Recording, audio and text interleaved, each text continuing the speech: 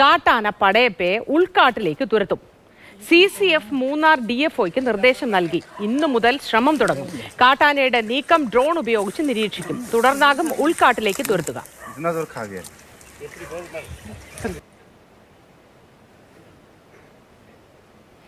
വിവരങ്ങളുമായി ജെയിൻ എസ് രാജു ചേരുന്നു.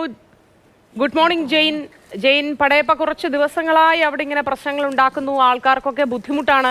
അപ്പോൾ കാട്ടിലേക്ക് തുരത്താനുള്ള പദ്ധതികളൊക്കെ ആയോ? വനം വകുപ്പ് എങ്ങനെയാണ് കാട്ടിലേക്ക് പടയപ്പയെ മടക്കി അയക്കാൻ ഇപ്പോൾ പദ്ധതി ഇടുന്നത്?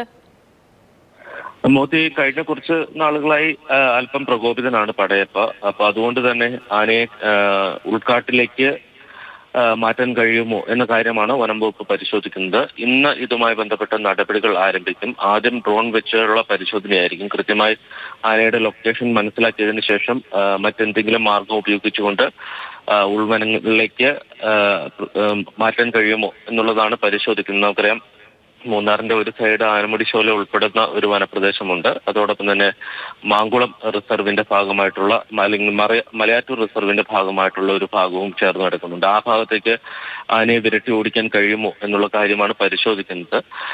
ആളുകൾ രണ്ട് തരത്തിലാണ് പ്രതികരിക്കുന്നത്. ഒന്ന്,